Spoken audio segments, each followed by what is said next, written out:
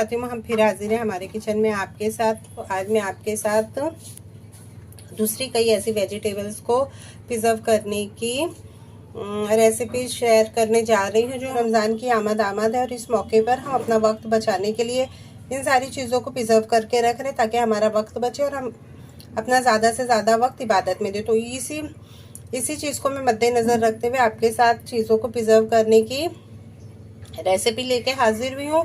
उम्मीद करती हूँ ये आपको पसंद आएगी और आपके लिए बहुत कारआमद साबित होगी। तो चलिए शुरू करते। तो सबसे पहले मैं रेड बेल पेपर और येलो बेल पेपर को किस तरीके से प्रिजर्व करना है अब चलते हैं इनकी कटिंग की तरफ। तो मैंने इन्हें धो के साफ कर लिया और इन्हें अच्छी तरीके से सुखा लिया है। साथियों यहाँ मैंने एक बेल पेपर को कट कर लिया है। तो अब हम ये सारी बीजे डेंटल अच्छी तरीके से निकालने के बाद आपसे मिलते हैं। तो मैंने अपनी तमाम बेल पेपर को कट कर लिया है। इसमें से मैंने तमाम बीज रिमूव कर दिया है। तो मैं इन्हें साइड में कर दे रही हूँ। अब हम अपने रेड बेल पेपर को कट करते हैं। देखिए माशाल्लाह कितनी खूबसूरत नज़र आ रही है। तो हम सबसे पहले ये हिस्सा इसका रिमूव करेंगे।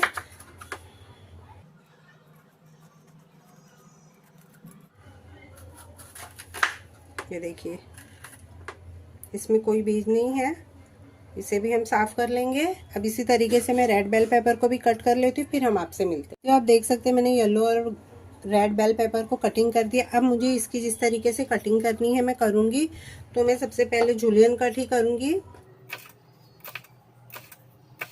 हमने अपनी तमाम बेल पेपर को कटिंग कर लिया है। अब इसका पानी थोड़ा सा ड्राई करना है तो हम इसी तरीके से इसे फैन के नीचे रख देते हैं और हम अपनी बारी आती है येलो बेल पेपर को कट करने की, तो हम इसे भी कट करके आपसे मिलते हैं। साथियों आप देख सकते हैं मैंने बेल पेपर को सुखाने के बाद मैंने इसे ट्रे पे रख दिया है। आप देख सकते हैं कि मैंने तमाम बेल पेपर को बहुत अलग अलग रखा हुआ है। हमें बिल्कुल भी एक के ऊपर एक आने ये नहीं देना है। तो ये जिस हद तक का मुमकिन हो इसे फैला के रखें जिसकी वजह से ये हार्ड जल्दी हो जाएगी। फ्रीज़र में रख दूँगी। और दूसरी हमने अपने रेड बेल पेपर को भी इसी तरीके से कर लिया है। कोशिश मैंने यही करी है कि सबको दूर दूर रखा जाए। अब ये दोनों चीज़ें हमारी फ्रीज़र में जाएंगी और माशाल्लाह साथियों आप देख सकते हैं हमारे येलो बेल पेपर काफ़ी अच्छी तरीके से हो चुके हैं। आप इनकी गिरने की आवाज़ सुनिए। तो अब हम इसे पैक कर देंगे। जिपलॉक बैग में हम इसे डाल देंगे। इसे मैंने पूरी रात रहने दिया तकरीबन फ्रिज में। हमारा रेड बेल पेपर है ये भी बहुत अच्छी तरीके से कम्प्लीटली ये भी सख्त हो चुके हैं। आप सुनिए इसकी आवाज़, काफ़ी हार्ड हो चुके हैं। अब हम सारी बेल पेपर को जिपलॉक बैग में डाल देंगे। ऐसे जिपलॉक बैग में मैंने डाल दिया है। अब जिस हद तक का मुमकिन हो हमें एयर इसकी निकाल लेना है। तो साथियों आप देख सकते हैं मेरे red and yellow bell pepper अच्छी तरीके से मैंने पैक कर दिया। ये बिल्कुल तैयार है फ्रीज़र में जाने के लिए। और मुझसे मेरी एक साथी ने ये भी सवाल किया था कि बगैर हम किसी प्रोसेस के हम इन्हें डायरेक्ट कट करके फ्रीज़र कर सकते हो, तो आप बिल्कुल कर सकते हैं। अलावा मैं आपको ये कैप्सिकम है जिसे मैंने 15-16 दिन पहले फ्रीज़ करके रखा था, जिसकी वीडियो मैंने डाली थी और अब माशाल्लाह मेरे साथियों ने उसे बहुत पसंद किया। तो ये मैंने अभी तक का यूज़ नहीं की है। अब जब मैं ये तीनों चीज़ें किसी भी रेसिपी में यूज़ करूँगी तो आपको दिखाऊंगी। आप देख सकते हैं वैसे ही तरोताज़ा है, ये फ्रीज़र में थी। अब अगर मुझे इसे जब भी निकालना होगा तो मैं इसका हल्का सा इसे जब टिल्ट करूँगी तो ये बड़ी आसानी से मुझे जितनी की ज़रूरत होगी मैं निकालूँगी। ये ½ kg मैंने कैप्सिकम को फ्रीज़ किया था। साथियों अब हम टमाटोज़ को फ्रीज़ करेंगे, स्टोर करके रखना है। तो मैंने बहुत बड़े साइज़ के टमाटर नहीं लिए हुए हैं, मैंने स्मॉल साइज़ से और थोड़े मीडियम साइज़ के टमाटर लिए हुए। लेकिन टमाटर प्रिजर्व करते वक्त हमें ये हाइब्रिड टमाटोज़ हैं, हमें देसी और हाइब्रिड दोनों को मिला के टमाटोज़ को प्रिजर्व करना चाहिए।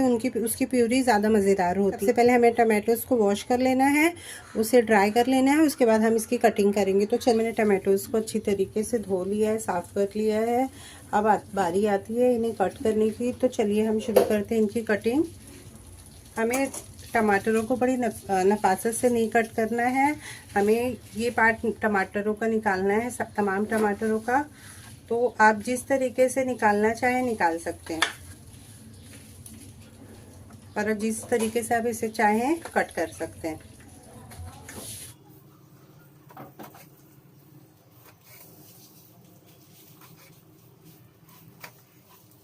साथियों आप देख सकते हैं मैंने सारे टमाटोज को रफली चॉप कर लिया है।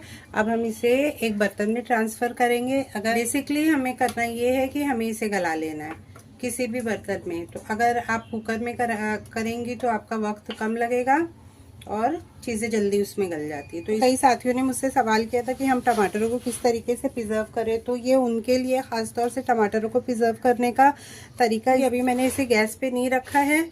आधे कप के करीब मैं इसमें पानी डाल दूंगी। मैं ½ टीस्पून इसमें सॉल्ट डाल रही हूँ और 1 टीस्पून मैं इसमें शुगर डाल रही हूँ। मेरे किसी साथी ने ये भी सवाल किया था कि अगर उनके फ्रीज़र में बर्फ़ जम जाती है और उनको फ्रीज़र की सफाई करना है तो उस सूरत में वो अपनी फ्रीज की हुई वेजिटेबल को किस तरीके से रखे। तो सीधा सा तरीका ये है कि जब आप अपने फ्रीज़र की सफाई कर रही हैं उस आप फ्रीज़र से निकाल के आप अपनी चीज़ों को फ्रिज के दूसरे हिस्से में रख के आप अपने फ्रीज़र को साफ़ कर सकती हैं, उसमें की बर्फ़ निकाल सकती हैं। तो उम्मीद करती हूँ कि मैंने जवाब सही दिया होगा और आपको ये सारी चीज़ें हेल्प करें डेली रूटीन में। तो मैंने यहाँ पे कुकर को ढक्कन लगा दिया है। अब मैं इसे सीधा गैस पे रख दूंगी और जब 2 सीटी हो जाती हमारी तब हम इसे ओपन करेंगे। अब हम चलते हैं कुकर की तरफ और देखते हैं हमारे टमाटरों का क्या हाल है। तो मतलब टमाटर भी बहुत अच्छी तरीके से गल चुके हैं। अब हमें इनकी प्यूरी बनाना है। तो आप अपने कन्वीनियंट के हिसाब से जिस भी तरीके से चाहे इसकी प्यूरी बना लें, मिक्सी जार में बना लें या ब्लेंडर से इसे पूरा प्यूरी बना लें।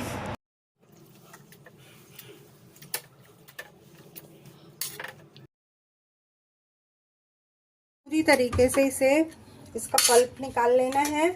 ये मैंने एक तरीका बताया, आप इस तरीके से भी कर सकते हैं, लेकिन इसमें जो टमाटर की बीज होगी वो बिल्कुल नहीं गलेगी। इसमें भी आप जिस तरीके से कंफर्टेबल तो मैंने अपने कुकर को एक बार फिर से गैस के ऊपर रख दिया। मैं इसे भी आप देख सकते हैं बहुत खूबसूरत से कलर के साथ हमारी टमाटर प्यूरी बनी जा रही है, हो रही है। इसका पानी काफ़ी हद तक का रिड्यूस हो चुका है। गैस की फ्लेम को ऑफ कर रही हूँ और जब ये ठंडा हो जाता है उसके बाद हम आपसे मिलते हैं। साथियों आप देख सकते हैं हमारे टमाटर प्यूरी बनके तैयार है। मैंने इसे छाना नहीं इसलिए इसमें टमाटर के बीज नज़र आ रहे हैं। तो आप इसे किसी भी ग्लास जार को स्टेरिलाइज करके उसमें ये प्यूरी रख सकते हैं और जब जी करे आप इसका इस्तेमाल कर सकते हैं। लेकिन हमें इसे थोड़े ज़्यादा वक्त के लिए अगर रखना है तो हम फिर इसे आइस क्यूब ट्रे में डाल देंगे और इसे हम फ्रीज़ कर लेंगे। आप माशाल्लाह इसका कलर भी देख सकते हैं, बहुत खुशनुमा और बहुत अच्छा सा कलर आया हुआ है। तो अब हम अपनी टमाटर प्यूरी को इसमें डाल देंगे।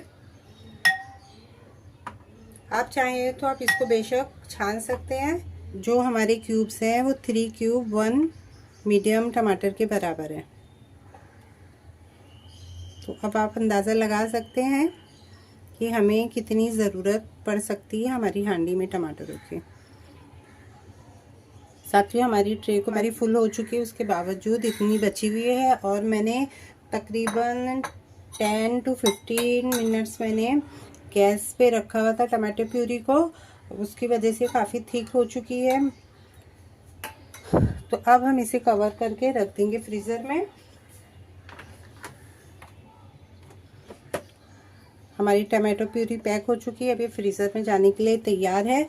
और अब जब ये हार्ड हो जाएंगे तो इंशाल्लाह ताला मैं अपनी नेक्स्ट वीडियो में आपको दिखाऊंगी। बची हुई प्यूरी मैं स्ट्रेनराइज किए हुए जार में डाल दूंगी और मैं इसे अच्छी तरीके से कवर कर दूंगी।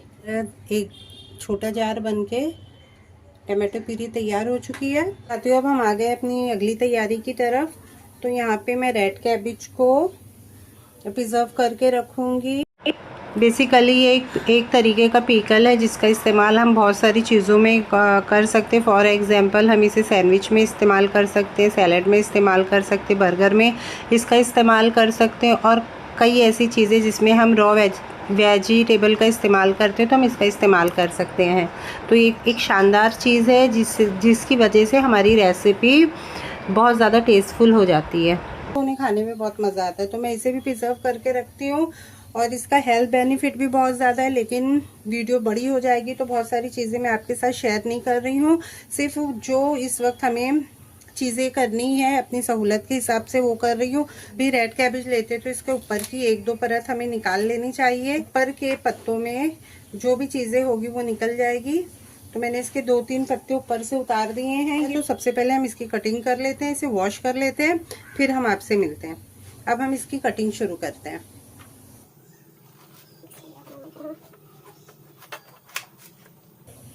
ये देखिए माशाल्लाह, कैबेज के बीच के हिस्से की जो हड्डी है उसे हमें निकाल लेना है जिस हद तक का मुमकिन हो। तो हमें जो सख्त हिस्सा है उसको नहीं कट करना है।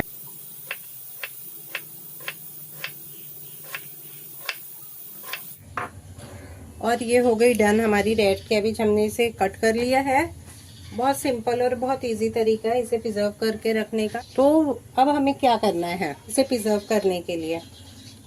मैंने एक ये जार ले लिया है, इसे मैं अच्छी तरीके से मैंने वॉश कर दिया और तमाम हमारे जो कैबेज है हम इसमें ट्रांसफ़र कर देंगे। अच्छा, ये सारी चीज़ें करते वक्त हमें अपने हाथों को अच्छी तरह सुथरा रखना चाहिए, अच्छे से हमें वॉश कर लेना चाहिए।